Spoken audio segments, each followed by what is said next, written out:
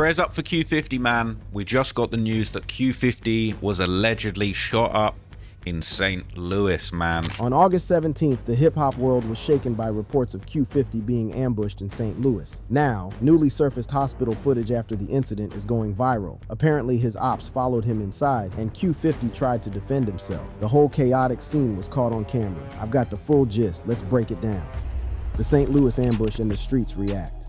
Yo, real talk, what I'm about to tell you ain't no cap, ain't no fictional story for the TikTok kids. This here is some real demon time mixed with interstate smoke, and right in the middle of all this madness is one name that got the whole drill scene shook. Bloodhound Q50. The story that got everybody talking? This youngin' allegedly jumped out that hospital bed, blood dripping everywhere, heart monitors going crazy, and started tweaking for his pole before the nurses had to hold him down. Picture that energy. You literally dying, and your first instinct is still reaching for the blicky. That's the type of crash out behavior that made Q50 a certified legend in these streets. And while this man was laid up getting worked on by doctors, his ops wasn't sending no get well soon cards. Nah, these boys was online doing victory laps, posting up prayers that he don't pull through. That's how deep the beef really runs out here. This wasn't just another case of a rapper catching fade. This was straight up war between two different sets of demons. Chicago savages versus St. Louis crash outs, with Q50 caught right in the crossfire. The whole St. Louis situation jumped off on August 17th, 2025, when word hit the block that Q50's whip got turned into Swiss cheese with over 60 shots from some fully automatic choppers while he was leaving some party. 4 people allegedly fighting for their lives in critical condition. The hood was buzzing with one question: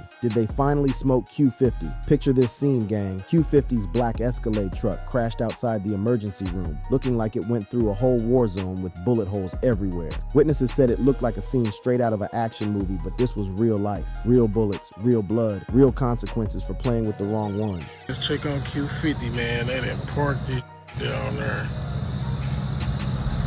They're saying check on him, man. There's a few different videos floating around allegedly from the scene. That visual of the shot up truck became legendary overnight. This wasn't no regular drive-by shooting. This was a statement piece, a message to the whole drill scene that even the biggest steppers can get stepped on when they slip up in the wrong territory. But yo, here's where this story gets absolutely wild. While the doctors was allegedly trying to save Q50's life, while his blood was painting those hospital floors, this crash out supposedly does something so unhinged that it became hood folklore. Sources started claiming that Q50 jumped out that bed, machines going berserk, nurses screaming like they seen a ghost, and this demon started looking for his strap. Even with one foot in the grave, his first thought wasn't hitting up his day ones, wasn't making peace with his maker, it was grabbing the iron. That's that authentic crash out energy that separated Q50 from all these industry plants and fake steppers. The shooting itself was straight mathematical street justice. Reports said the attack involved over 60 shell casings, with some Dracos and choppers being used. The symbolism was crystal clear to anybody who knew the streets. They gave him 60 rounds for allegedly finessing $60,000. That's hood accounting at its most brutal. Q50 posted it and he's saying them dudes in St. Louis still mad I took their 60K.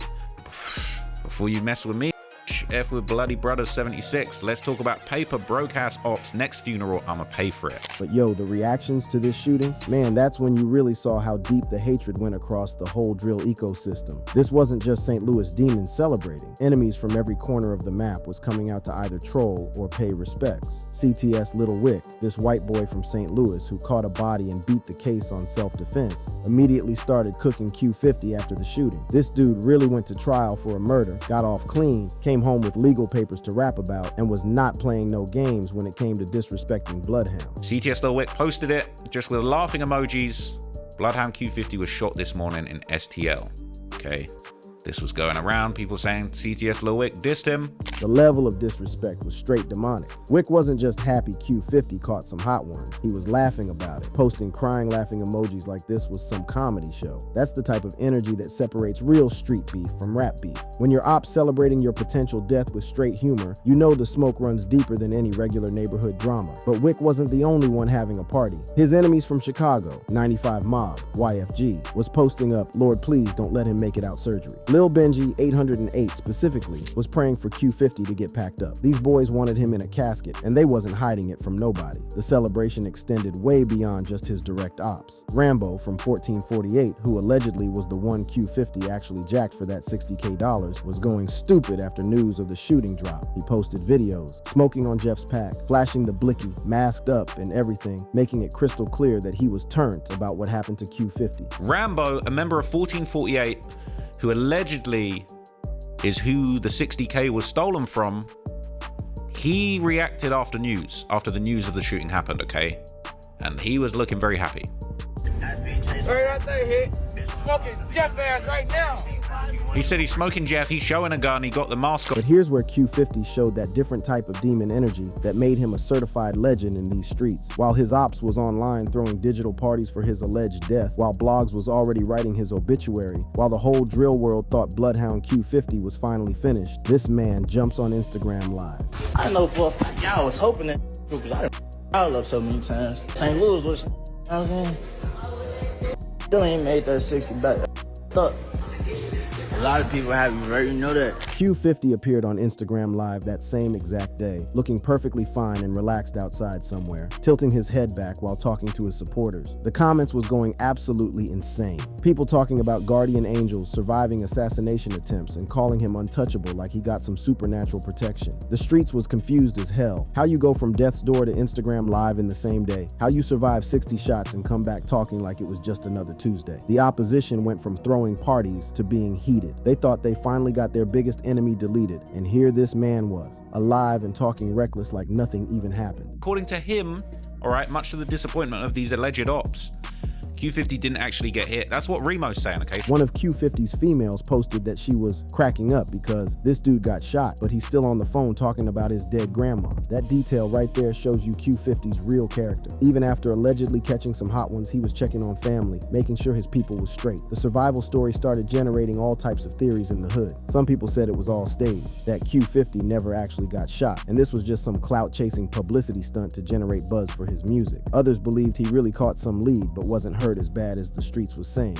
And then there was the wildest theory of all, that Q50 really is built different, that he actually got that plot armor like he'd been claiming in his raps. Fans and ops alike was going crazy online, with some trolling his resurrection from the dead. Names like YFG Fatso, Vert, Risky Bands, and Billionaire Black all had something to say about Q50's alleged shooting and his miraculous comeback. The internet was split straight down the middle between those celebrating Q50's survival and those heated that their biggest op was still breathing. Comments range from guardian angel watching over him to how this man keep cheating death, like he got extra lives. The mythical status Q50 had built in the drill scene only grew stronger with each survival story. The hood was stuck, trying to figure out what really happened. Video footage was floating around. Alleged witnesses was talking, but nobody could get the full story straight. What everybody did agree on was that Q50 had survived something that should have killed him, and that alone was enough to cement his legend even deeper. But while the reactions was pouring in from every corner of the drill world, while enemies was going back and forth between celebration and frustration, a much darker story was starting to surface about how this shooting really went down. And this story involved betrayal from the people closest to Q50, backdoor betrayal, and the Bloodhound Wars. Now this is where the story gets real grimy, because word started spreading through the hood that Q50 didn't just get caught lacking, he got set up. And we ain't talking about getting set up by his ops now. We talking about getting backdoored by someone in his own circle, someone who was supposed to be riding with him, but instead was feeding information to the Jack Boys. There was all types of allegations that Q50 had multiple females backstage at the St. Louis show, and one of them might have been the one who backdoored him. Picture this scenario. Q50 thinking he's about to have a good time with his shorties, posting his location on social media, flashing his jewelry and cash, not knowing one of them was playing double agent for the opposition. All right. He had girls backstage. Apparently he had two of his girls backstage at the same time. And people are saying, yo, this got to be a backdoor. It's got to be the girl setting him up. The hood was going crazy with theories about which female flipped on him. Some pointed fingers at his Philadelphia connection. Some girl who allegedly posted some Suez messages after the shooting. Others was saying it was someone local to St. Louis who had been feeding his location to the ops for weeks, maybe even months, just waiting for the perfect opportunity to strike. The backdoor element made this shooting hit different psychologically. Getting shot by your enemies is expected in this life. That comes with the territory. But getting set up by someone you trusted, someone who's seen you vulnerable, someone you was intimate with, that's a whole different type of violation that cuts deeper than any bullet ever could. People on the St. Louis drill subreddit was going absolutely mental with the backdoor theories. Comments like, if she ain't have nothing to do with Q50 getting smoked, she definitely got some explaining to do, showed how suspicious the streets was about the female involvement in this whole situation. But to really understand why so many people wanted Q50's head on a platter, why someone would go through all the trouble of setting up such an elaborate backdoor situation, you gotta understand the massive amount of of beef this man had stacked up. Q50 wasn't just beefing with one set or one city. This crash out had enemies from coast to coast. The Bloodhounds, Q50's gang, was formed from former members of Drill City, MTV, and other sets like 400 East, operating primarily around East 79th Street and South Maryland Avenue in Chicago's East Side. These boys had been at war with everybody, and Q50 was right in the center of all that smoke, making enemies faster than most people make friends. Bloodhounds are described as Bar-known gangsters and disciples, which is basically an alliance of Black Disciple, BD sets, including 400 East, Drill City, MTV, and formerly Trap City, Zone 6. The gang's whole structure was built for war, with different sets bringing different resources, different connections, and most importantly, different enemies to the table. But Q50's biggest beef, the one that shaped everything else in his life, was with Trap City. The beef with Trap City started when Lil Jeff snatched a chain from Carter and lied about it, breaking the 0679 alliance. That one incident sparked a whole war that would eventually cost Jeff his life and put Q50 in constant danger. Q50 himself got ambushed on a porch by Trap City, catching multiple hot ones to the leg. The bullet is still lodged in his leg because the doctor said removing it was too risky. Q50 been walking around with literal war wounds, actual pieces of his enemy's attempts on his life embedded in his body. I mean, you see different situations, right? Like, and I've interviewed a lot of people who have gotten shot, I've interviewed people who got shot and ended up killing someone just because they didn't want to get shot again. But Trap City was just the beginning of Q50's problems. Q50 had ongoing smoke with Vaughnoff 1700 from Toss Gang after some accusations of betrayal and robbery attempts. Leaked phone calls showed Q50 going absolutely mental, threatening to smoke Vaughnoff over some perceived disloyalty during an altercation involving Foe, who was a Bloodhounds affiliate. The Toss Gang beef was particularly dangerous because it involved accusations of backdooring within the drill scene itself. Q50 accused Vaughnoff of being iffy and playing both sides, which in the streets is basically signing your own death warrant. When rappers who used to collaborate start beefing, it creates unpredictable violence because the lines between friend and enemy get completely blurred. Q50's beefs extended to YFG Fatso after Q50 crashed out on Fatso for trying to start problems with DDG and BH2B during some Reggie stream. Q50 even dissed Fatso's deceased homie CEO Hawkum, showing he wasn't above speaking on the dead when beef got serious enough. Then there was the whole Rel Vert situation. Accusations flew that Vert had ties to Trap City and allegedly tried to set up Bloodhounds, even leaving Lil Jeff's body after his murder. Q50 vowed to get revenge, seeing Vert as the ultimate snake, someone who was supposed to be family but switched up when it mattered most. Q50's gang also had ongoing beef with 95th, Pocket Town, TMC Slide, and other sets across Chicago. This man was literally at war with half of Chicago, dropping diss tracks and claiming bodies in songs that blurred the line between entertainment and street documentation. But the most devastating loss for Q50 and the entire Bloodhounds organization was Lil Jeff. Jeff, born Jeffrey Lamar Harris on July 14, 2002, was Q50's blood cousin and the undisputed face of the Bloodhounds gang. Jeff claimed 11 bodies and styled himself as the Jeffrey Dahmer of Chicago drill, with this high-pitched, Joker-like delivery that made him sound absolutely unhinged. On June 8, 2024, Jeff got smoked with 19 shots during a drill on some Trap City opposition. He chased his target into a building where the op returned fire and caught Jeff in the chest. Q50 admitted to being present at the scene, watching his cousin, his brother, get gunned down right in front of him. There was a bunch of rumors that said that you were there when Lil Jeff got killed.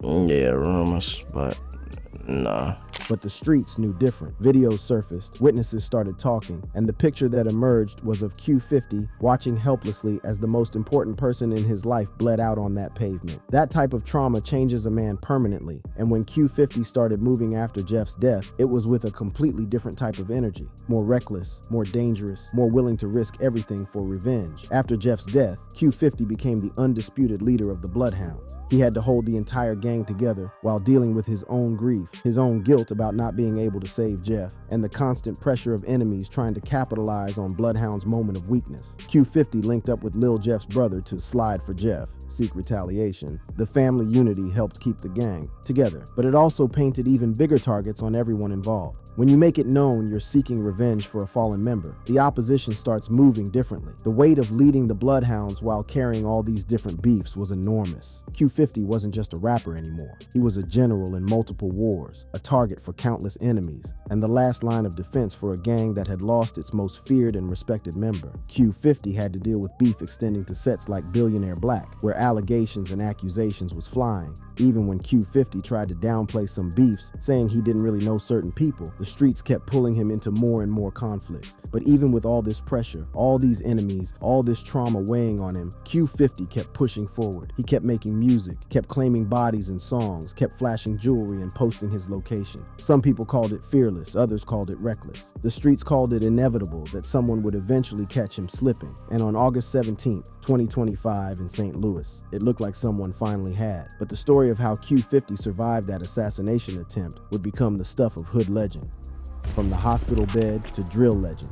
But here's what separates Q50 from every other drill rapper who ever got caught up in street politics. Even after surviving what should have been a fatal 60-shot assassination attempt, even after watching his blood cousin get murdered, even after accumulating more ops than allies, this man's impact on the drill scene only grew stronger. Q50 represents something different in hip-hop culture. Authentic street credibility mixed with undeniable talent and an unwillingness to compromise. Bloodhound Q50, government name Mikhail Cooper, started making music casually in 2023. But what started as casual music making quickly evolved into something much more serious and much more dangerous. Q50 wasn't just rapping about the streets, he was documenting an active war zone in real time, turning pain into profit. His breakthrough moment came in 2024 with the single Splash Bros, which dropped shortly after his cousin and closest collaborator Lil Jeff got murdered in June 2024. The timing wasn't no coincidence. Q50 was channeling his grief, his rage, and his thirst for revenge into music that resonated with drill fans worldwide who understood that pain. The authenticity in Q50's music came from places most rappers never experience and hope they never have to. Q50 served a full year in prison on aggravated unlawful use of a weapon charges, getting out around late 2024 or early 2025. Prison time in Chicago drill culture isn't just punishment, it's education. You go in one way, you come out completely different, with new connections and a deeper understanding of the streets. Since my first charge, I got house arrest. Did house arrest for 4 months and some days. And then took my year 50. But Q50's approach to making music was what really set him apart from all these other drill rappers. While other artists was fabricating stories for clout and social media likes, Q50 was living the stories he rapped about, turning real trauma into authentic content. In his Vlad TV interviews, Q50 talked about claiming 8 bodies in his songs, explaining his philosophy about authenticity in drill music. You know what I'm saying? That shit, so like basically, I'm just doing any other rapper doing shit. I ain't living with, you know what I'm saying? I'm making shit up, making it just sound good. You know what I'm saying? It's just like all these other rappers, so like, that's why I be trying to see like what the f make me and my brother so different. That because we lying about the we rap about. That's what I know. That's what I know rappers will do. The irony in that statement was deep as hell. Q50 was claiming to fabricate stories just like other rappers, but the streets knew different. His music videos showed him posing with 9 hats, symbolizing 9 alleged kills, and his lyrics referenced specific incidents that matched real-world violence happening in Chicago. Q50's career really took off when he signed with Signal Records, which is affiliated with Columbia Records. The major label backing gave him resources and industry connections, but it also put more pressure on him to deliver authentic drill content while somehow staying out of legal trouble. An almost impossible balance. His debut album, Long Live My Bruda He Probably Killed Your Bruda, which dropped in April 2025, was both a tribute to Lil Jeff and a straight-up declaration of war against their enemies. The album title itself was confrontational as hell, essentially claiming that Jeff had killed listeners' homies while memorializing him as a fallen soldier. Q50 used drill music strategically to keep Bloodhound's name alive and relevant, often featuring posthumous collaborations with Lil Jeff or referencing him in lyrics. Tracks like BH4L, Bloodhound for Life, became literal anthems for the gang, ways to keep Jeff's memory alive while generating revenue and boosting morale among surviving members. But Q50's impact went way beyond just making music. He performed at Milwaukee's Summerfest in July 2025, bringing authentic drill culture to mainstream festival stages. The sight of a young man who claimed 8 bodies performing for suburban audiences highlighted the strange intersection of street credibility and commercial success in modern hip-hop. The commercial success was real, but so were the life-threatening consequences. Q50's music often features gritty, street-oriented lyrics reflecting Chicago's drill culture, and those lyrics were being used as evidence in street beefs and potentially in legal cases against him and his associates. Q50's influence was crucial in keeping the Bloodhounds unified after devastating losses. After Jeff's death, many people expected the gang to fragment and fall apart, but Q50's leadership through music, media presence, and continued street activities held them together when everything should have collapsed. The media attention around Q50 also highlighted the broader problems in drill culture that nobody wants to address. His case represents how drill culture blurs the line between entertainment and reality, where lyrics about violence can lead to actual attempts on rappers' lives. Q50 became a case study in the dangers of keeping it too real in drill music. The St. Louis incident highlighted ongoing risks in the drill rap scene, including feuds, robberies, and public trolling that can escalate to deadly violence. Q50's survival of the alleged ambush and his apparent quick recovery kept the Bloodhounds active and relevant, but ongoing beef suggested more violence was inevitable. Past remarks from Q50 about surviving previous shootings resurfaced after the St. Louis incident. His advice about not panicking and applying pressure to wounds might have literally saved his life multiple times throughout his young career. But Q50's real impact on hip-hop culture might be in how he changed the conversation around drill music authenticity. While rappers like Lil Durk and King Von had to balance street credibility with mainstream success, Q50 represented a new generation that was fully committed to the streets, even at the cost of their own lives. The legend of Q50 jumping out that hospital bed looking for his gun, whether it actually happened or it's just hood mythology, became symbolic of everything he represented in drill culture. A young man so deep in the streets that even near-death experiences couldn't change his mindset or his priorities. A rapper so committed to the war that medical emergencies couldn't slow him down or make him reconsider his choices. The St. Louis incident became a permanent part of Q50's legend, proof that some people really are built different. Whether he actually jumped out that bed looking for his blicky or not, the story fit perfectly with everything fans knew about Q50, a young demon who chose violence over peace, war over safety, and the streets over everything else, including his own well-being. Q50's story exemplifies Chicago drill's tragic cycle. Authenticity through violence leads to fame, but often early death. His influence inspired a new generation of teen drillers who saw his success and wanted to follow the same path, while also drawing criticism for potentially desensitizing youth to violence and promoting dangerous behavior. But perhaps most importantly, Q50's career showed the real cost of keeping it 100 inches in the drill scene. Every song was a risk to his freedom. Every public appearance was a potential target. Every social media post was possible evidence for law enforcement, and every day above ground was borrowed time in a lifestyle that doesn't offer retirement plans. Q50's impact on drill culture goes beyond music. He represents the logical extreme of drill authenticity. In a genre where keeping it real can literally get you killed, Q50 chose to keep it real anyway, turning his pain into profit while never backing down from the conflicts that threatened to end his life daily. The hospital incident, whether it actually happened or it's just street legend, captured something essential about Q50's place in drill culture and hip-hop history. In a genre where keeping it real can get you murdered, Q50 chose to keep it real anyway. And in the streets, that type of unwavering commitment, that willingness to die for your reputation, is what separates legends from everybody else. The question moving forward isn't whether Q50 will face more violence. In his world, more violence is completely inevitable. The question is whether he'll keep surviving it, keep turning trauma into chart-topping music, and keep building a legend that grows stronger with every attempt on his life. And if that hospital footage is real, if Q50 really did jump out that bed looking for his pole while fighting for his life, then he's already proven that some legends really are built different. Some people choose war over peace, pain over safety, and the streets over everything, even their own survival. That choice is what made Q50 a certified legend in these streets. It's also what might eventually kill him. And in the world of Chicago drill, that's just another day in the life of a young demon who refused to compromise. Thank you for watching. If you enjoyed watching this video, click on one of the boxes playing on your screen to watch more similar content.